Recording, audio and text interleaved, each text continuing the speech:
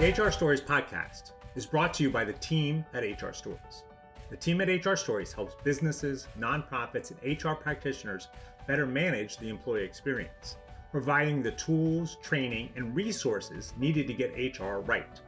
For more information, check out our website at theteam@hrstories.com. Each week on the HR Stories podcast, HR and leadership experts John Thalheimer and Chuck Simikian dive into the stories that matter most to you, our listeners. We have found that there is a lesson in every story. And now our host, John Thalheimer and Chuck Simikian. Deluged on. Yes, it was a deluge, a deluge, a deluge. I just telling John before we hit record, I'm in Florida and I'm driving home and look at this, the rain. I see the rain in the distance. I get to my house, I get out, just a deluge. So those of you that are watching this on YouTube, you see what happened to Chuck's hair. It's like super gelled or super wet, or did he just get out of the pool Shower or something? Well, I was in a deluge. A deluge. And John, luckily we're going to have a deluge of stories today. a Lots deluge today. of stories here on the HR Stories podcast, where there's a lesson in every story. Welcome, welcome, welcome. John, good to see you. And I think we fixed our internet access. I think we're in sync. Come on, talk right after me. Let's see if it works. I'm done now. You talk. All right, now we can talk. Yes, Sam, I think we might have figured it out. Folks, we've had a delay of about 3 or 4 minutes. seconds the last 2 episodes, and it was driving us crazy. So if you were listening, probably We wondering what's apologize. going on. But yeah, this is the HR Stories podcast, lesson in every story. John Thalheimer is in the house, along with myself, Chuck Simikian, HR director and consultant. And together we are Wild Stallions. Oh, no, that's Bill and Ted's Excellent Adventure. Sorry, we're not Wild Stallions. We are the team at HR Stories. And we've got stories for you today. And we're just riffing on, hey, it's like Gossip Hour. That episode last week, 2 weeks ago, weird and wacky HR stories. I love that. And as I keep finding more and more wild and crazy HR stories, not only here in my backyard where I work, but also out on the web. And so I'm looking forward to doing another weird and wacky story time, gossip time in a way, with you, John. Definitely. We definitely need to do that. We also, what we need to do, we haven't done in a while, we need to do employee edition again. Yeah. We need to do that again. That's always a fun episode to kind of, help our employees know what they need to do to stay on the legal side of the law, right? What do they need to do and how they should be protected in the organization. So we're ready for that as well. So Chuck, do you got a story? Because, I was thinking, and I think you and I talked about this through text. I was having a conversation with a client of mine, and she called because she was concerned because she found out through the rumor mill, that's what got me thinking, through the gossip mill, that one of her sales employees was dating one of their competitors. Yeah. And they have a very strict no conflict of interest policy where it's so strict that they can't be married. It's medical, right? It's in the medical world. They can't be married to a doctor that they sell product to, any of that kind of stuff. And so it was really interesting to kind of walk through that and see, okay, what can we do? What do we need to do? So my advice, of course, was, what does your policy exactly say? And then don't believe rumors, right? Because you never know. Supposedly people were out, they were talking, and this person said, oh yeah, my girlfriend, blah, blah, blah, works for that company. And you never know, right? And so I'm like, go in neutral, have a conversation, because you've heard, just make sure that there's really something going on. Yeah, that's a really it's really tough situation you shared with me. I mean, I see it a lot. I worked at Disney and Universal, and they're competitors, and there are people that work at both places. There are people that work in different types of the hospitality industry, different restaurants. You know, they work 2 or 3 different jobs. But, you know, I guess maybe when you have a really strict, what was the policy again? The conflict of interest. Yeah, conflict of interest policy. It goes beyond. It could be laws that could be broken. There could be real big ethical issues. So they're in that's a real pickle of a thing. But I can't imagine they're the first ones to ever be in this. So I think your advice is great to go, go directly to the policy and then go directly to the person and say, hey, and then see where you go from there. Yeah, and then again, as an HR, our job is to let the big boss know and advise them, like, here it is. This is what our policy says. It's not strictly talked about in the policy, but this is what we said. This is what we found out. How do we want to handle this, right? And so maybe it's a conversation, maybe it's a termination, but you have to make that decision on it, right? And so kind of doing that. You're telling that story about people working many jobs, right? Yes. And so I told you, and I'll tell our listeners, I was up celebrating my dad's 90th birthday in this small town in Maine.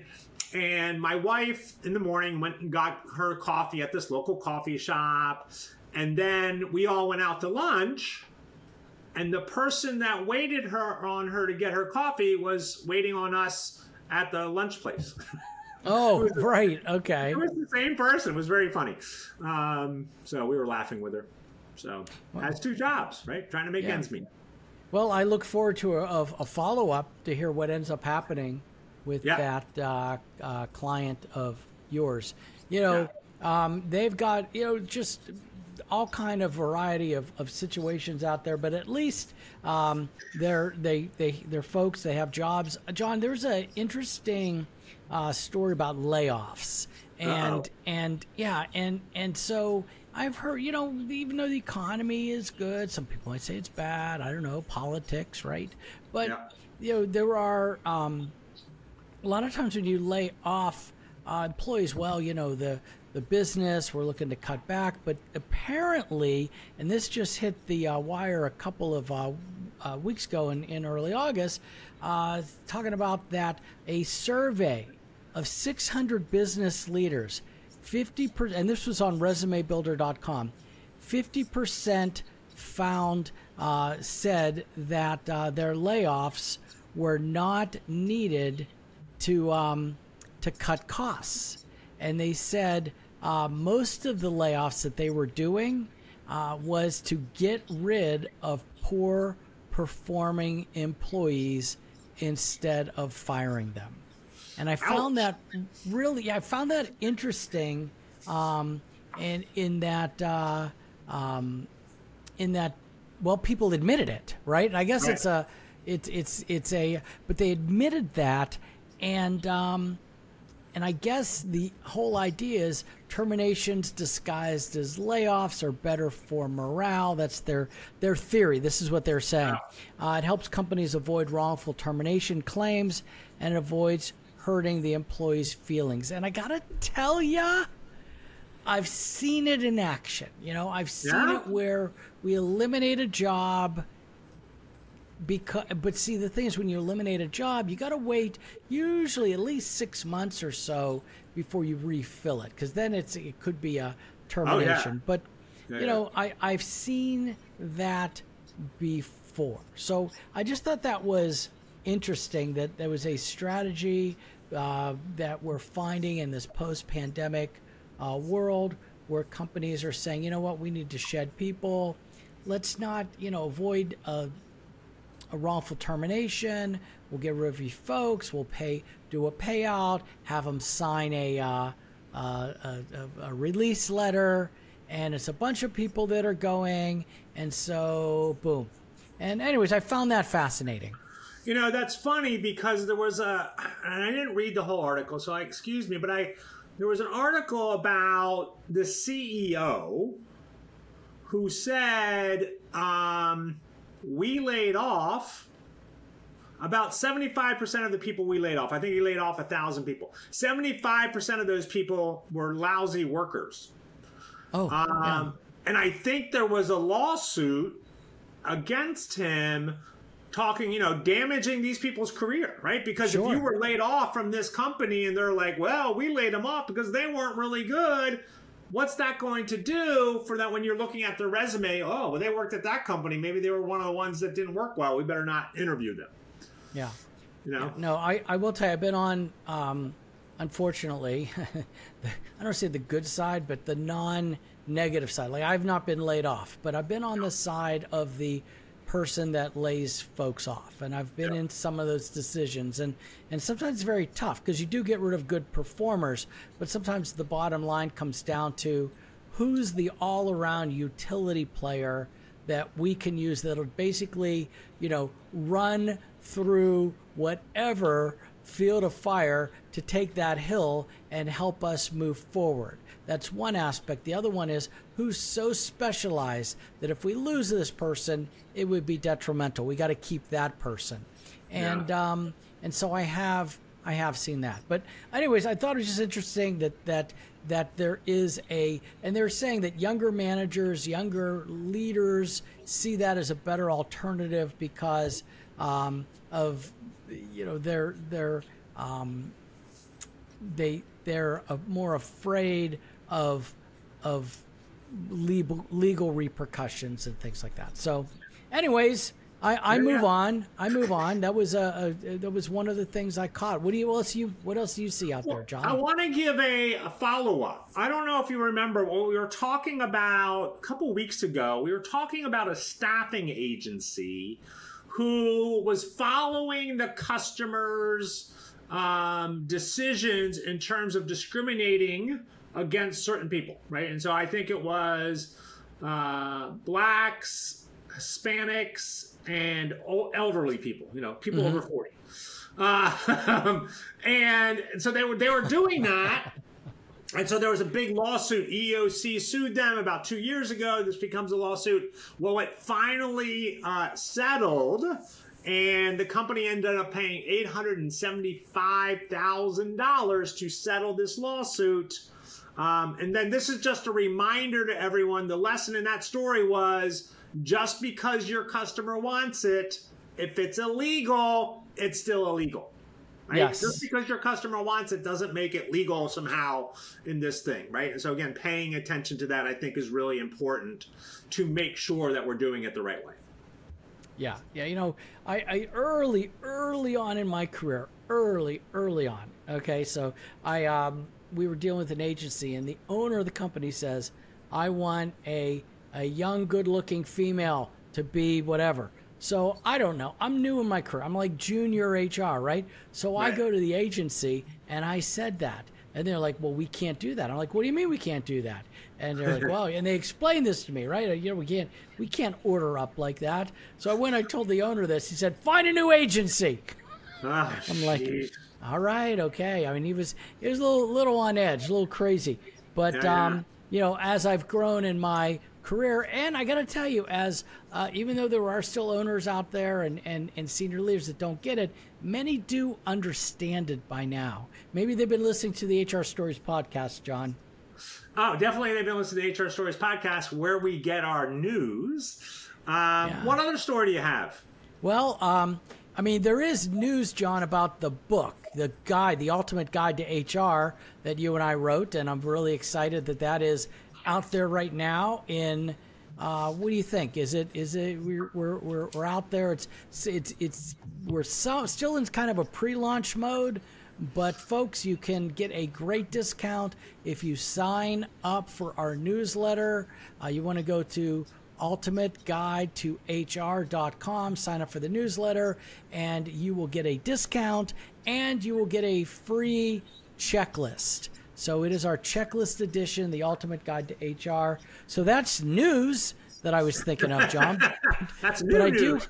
That is new news. But I do have Can I say something about the newsletter before I? Oh yeah, of course. We love our newsletter. I just want to talk about that newsletter because I think it's valuable in itself. And so we do a monthly newsletter. We talk about, hey, this is what's going on. Pay attention to this. Do that kind of stuff. We also talk about the podcast episodes. We always send out like, hey, here's the podcast episodes for the month. Make sure you go back and listen to them.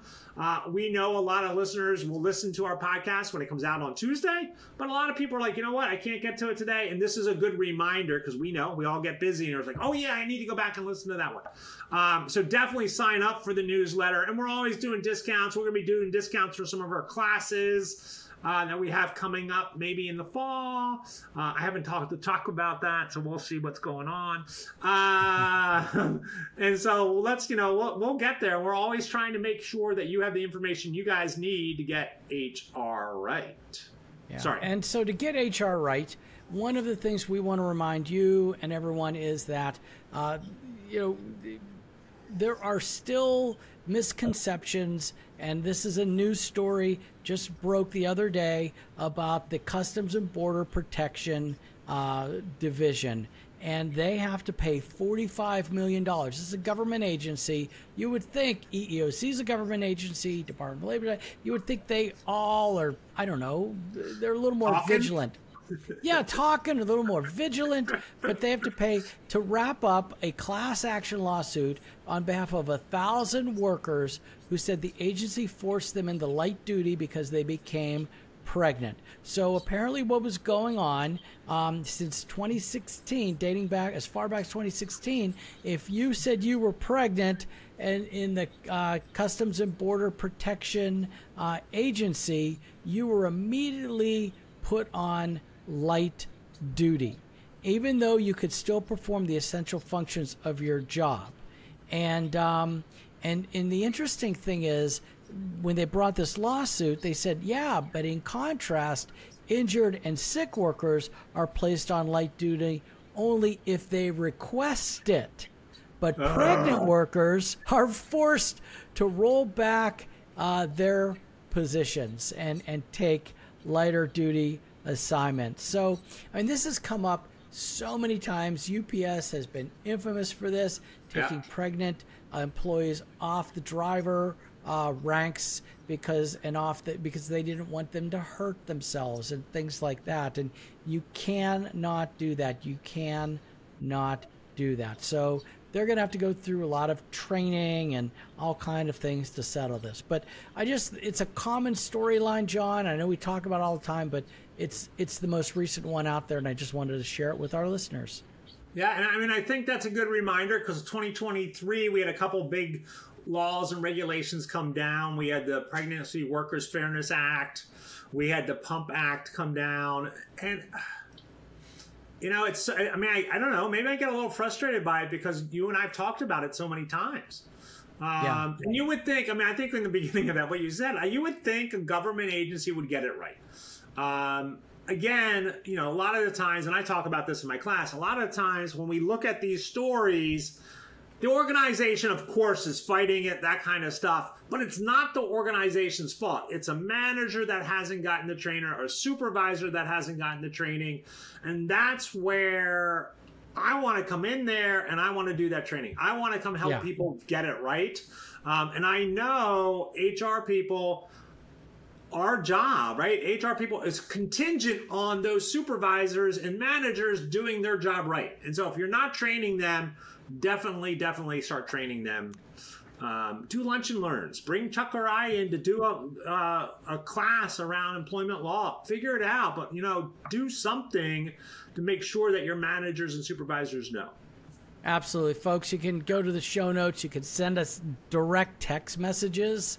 And we will respond. You go to team@hrstories.com, team@hrstories.com.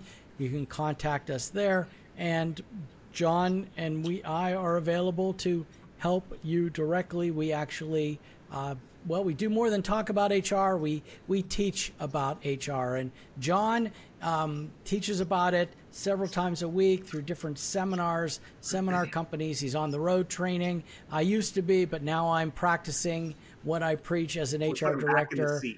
I'm back in the HR saddle for now. But John, anything else, or you want to take a quick break and talk about smiling? Oh, smiling. Oh, that reminds me of a dental appointment. It's our policy here, John. We smile. All the time, yeah. That reminds me of a dental appointment tomorrow. No, I think we're good to go. I just wanted to, so this just came across the wire, and I'm just going to mention it. We don't need to talk about it, all right? So 49% of your workers, ladies and gentlemen, have taken or are considering to take a quiet vacation.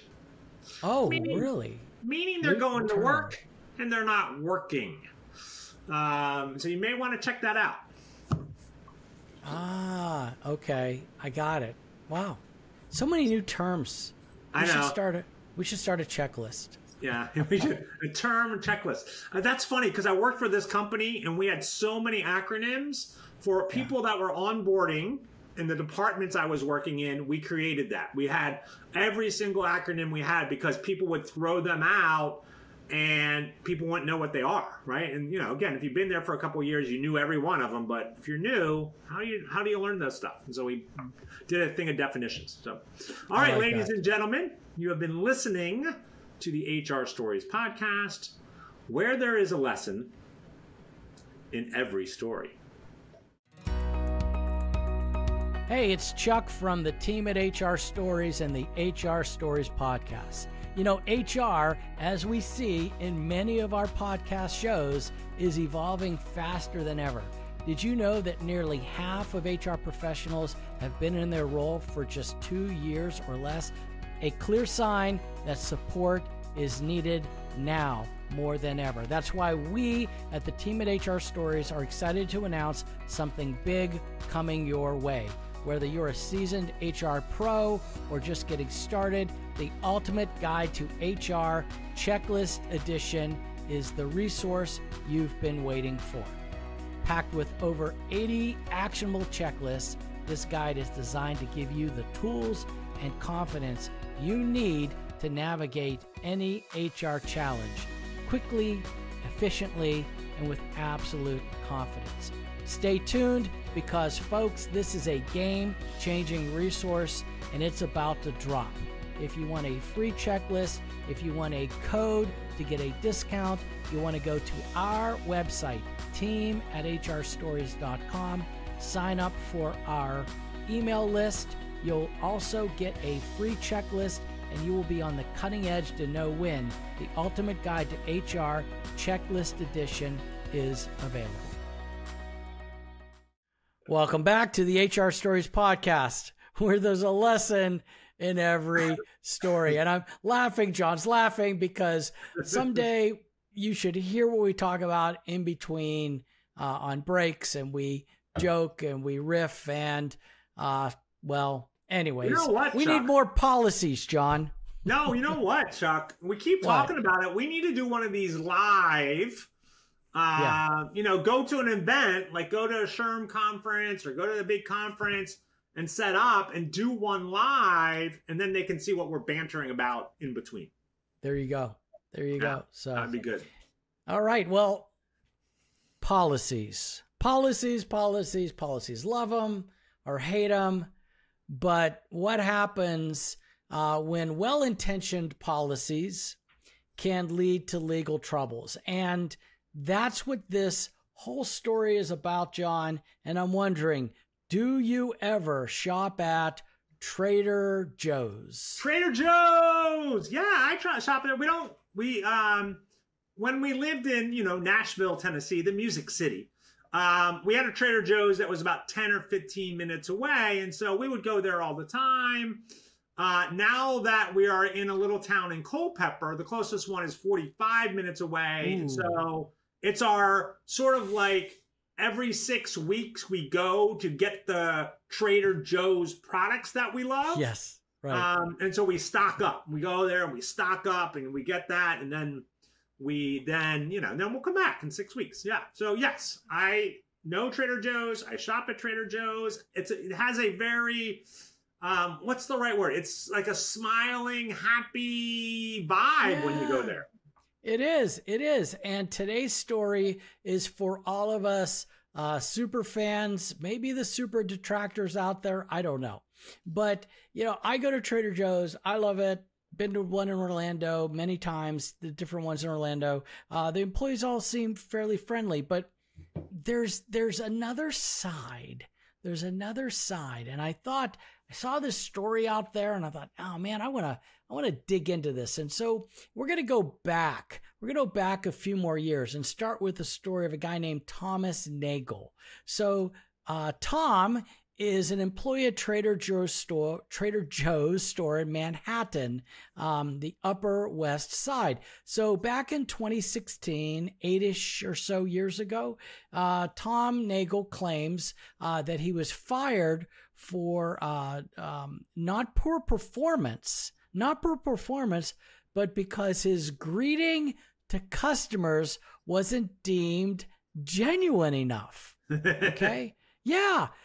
Trader Joe's has always been known for its cheerful, as you said, friendly customer service, but apparently there must be a little bit beneath the surface. And so, and it's going to be amazing when I tell you kind of where I got this from, but he was reprimanded multiple times because his smile and his overall demeanor didn't meet the expectations set by his managers. The company's focus on maintaining a positive attitude at all times, even when workers might be dealing with their own issues or just having a bad day, created a lot of stress for some employees. Now, I know you and I have worked in hospitality before, and, we've managed people, and I've told people, I say, look, you have a lot of things going on in your world, but when you come to work, you need to check those things at the door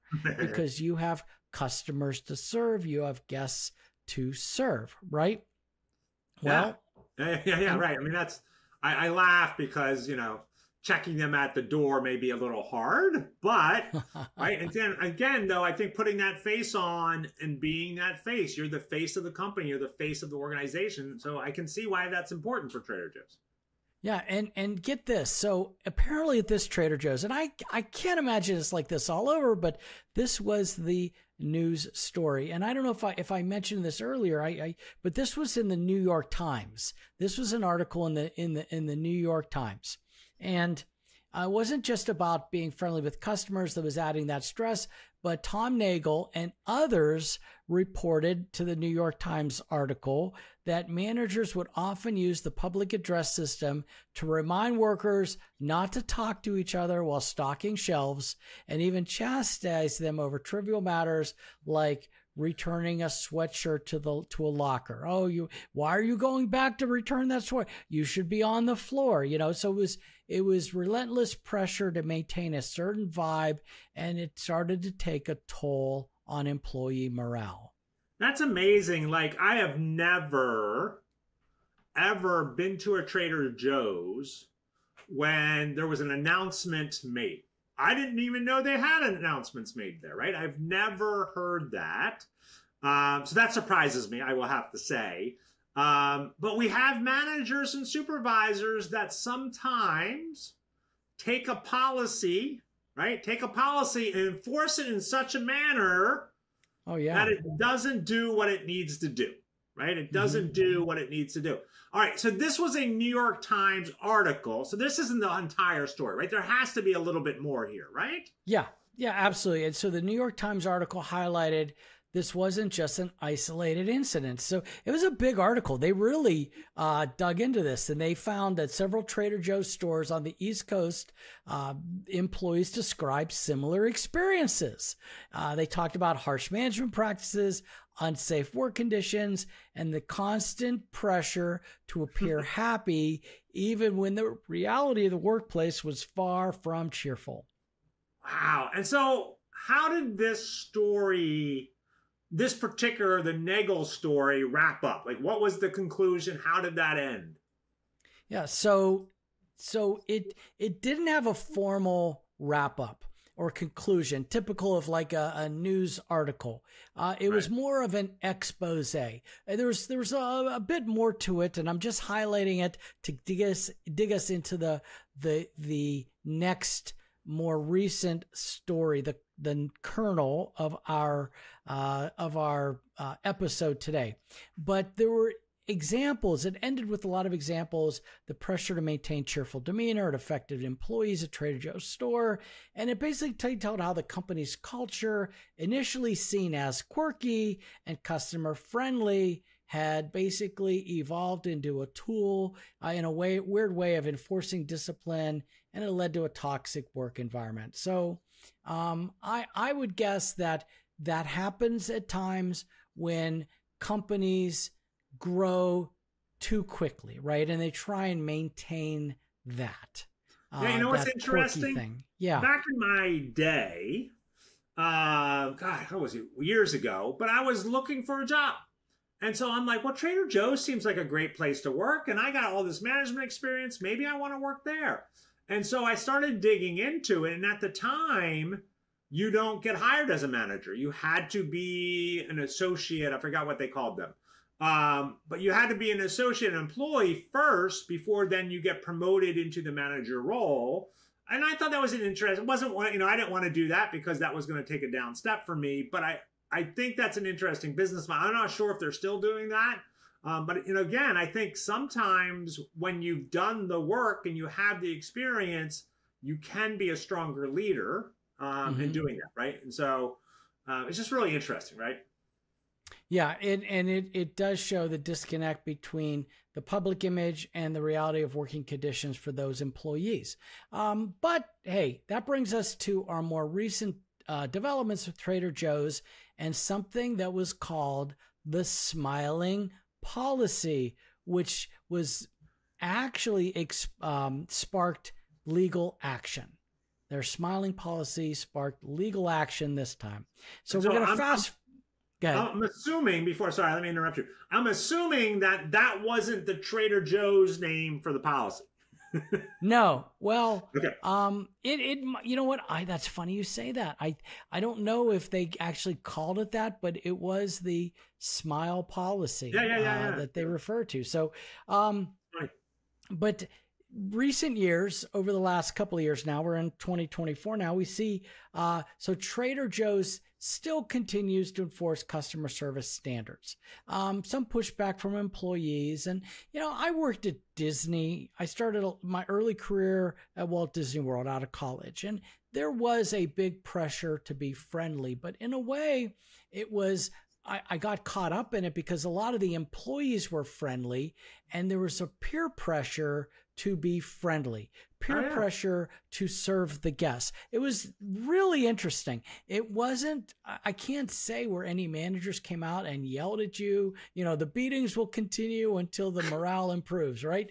But, the guidelines were set, the expectations were set, and there was a base enough of folks there that hiring practice wise, that they'd hired friendly people and it kind of took on a life of its own.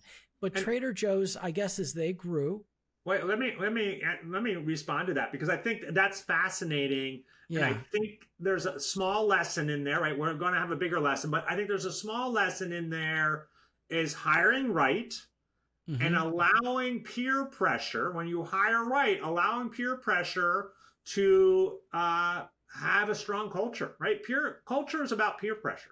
It really is. And if everyone, and again, right, that I think Disney's wonderful. They've done an amazing job at hiring the right people and people are excited to work there and there's this balance. Now they have their issues too, but overall, I think when you go to a Disney park or we went on a Disney cruise and the people are friendly, they were great. And I do think that rubs off. Like when your coworkers being that way, you're like, oh, okay, well, that's just the way it is. And then you just kind of fall into that habit. And it changes it, right? And so you can have a solid group of people really change your culture for the better and for the worse. So, Sorry to interrupt. No, that's okay. This is what makes the interaction great. We just go riffing off each other. So the story goes that Trader Joe's has a union, the Trader Joe's United, and they challenge the company's requirement that employees always smile while on work premises. So it wasn't anything along to be friendly, offer good guest service, offer good customer service. We encourage you to smile because a smile is infectious. Use all those little training terms when you're teaching people. They said it is a requirement that when you are on premises, you will always smile.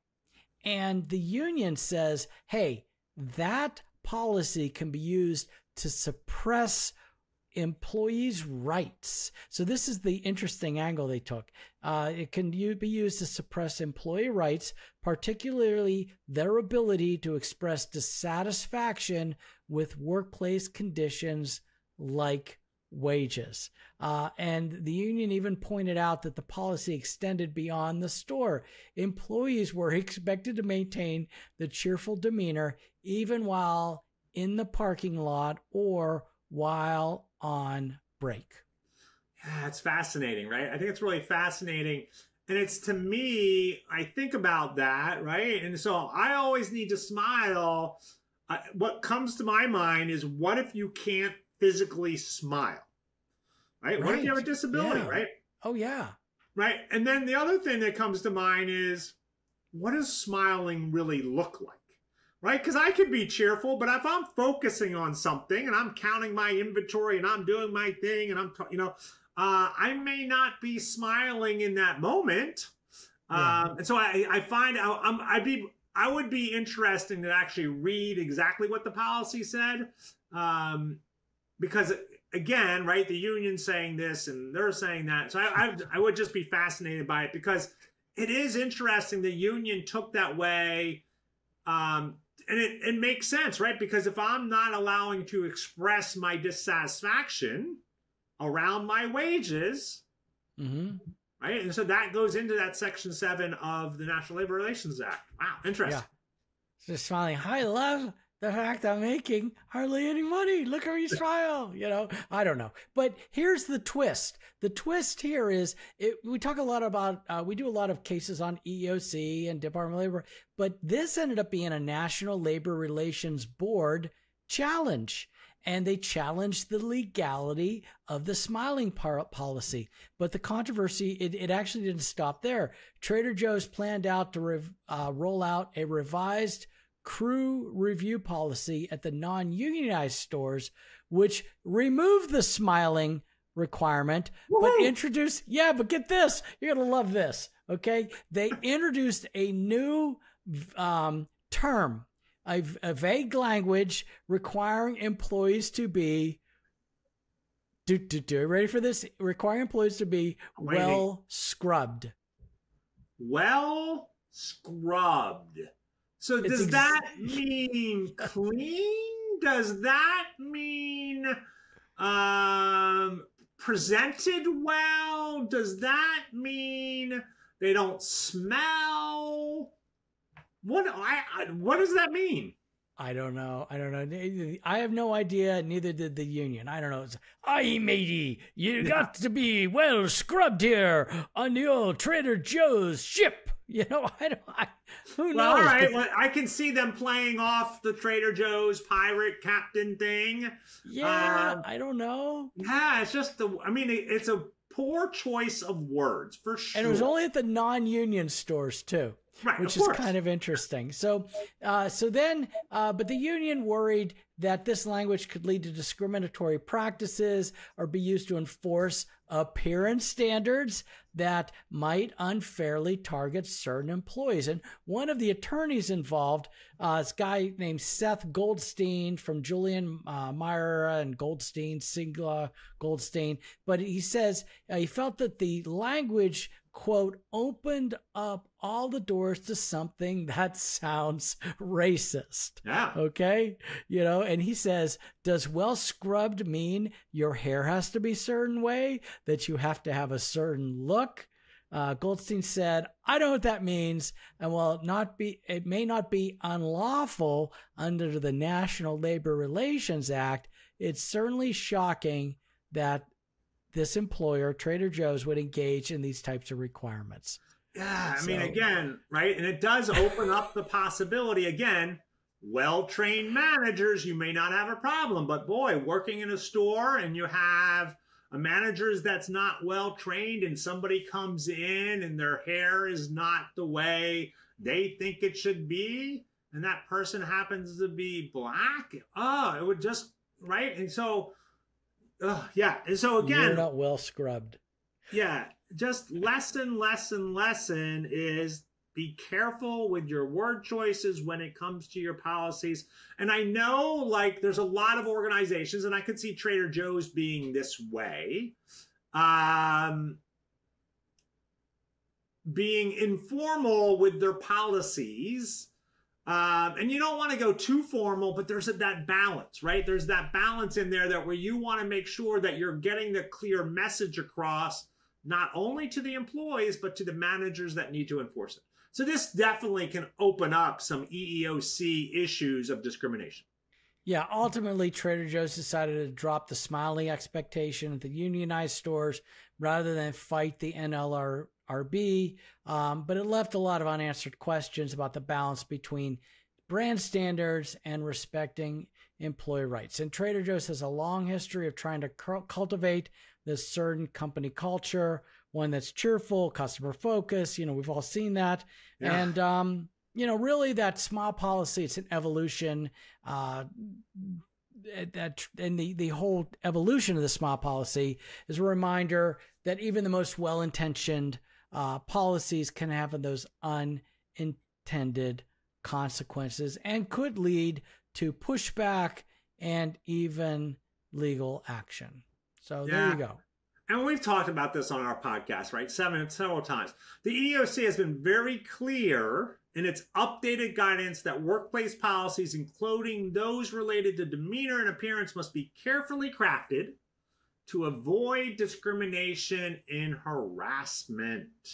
Yeah. So the guidance and that EEOC guidance also addresses how employers handle appearance, behavior standards, for example, prohibiting transgender person from dressing or presenting in a way that's consistent with their gender. And like I tell people, it doesn't matter whether you like it or not, agree with it or not, it would constitute sex discrimination. It is against the law. And in the case of the Trader Joe's vague language, well scrubbed, hey, could it be problematic if it's used to enforce these maybe potential discriminatory practices?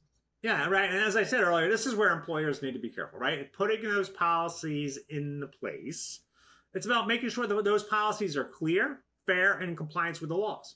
Otherwise, you can end up with hot water. It reminds me of disparage impact, right? And so under this EEOC Title VII, disparage impact is when you put something in place that's completely neutral.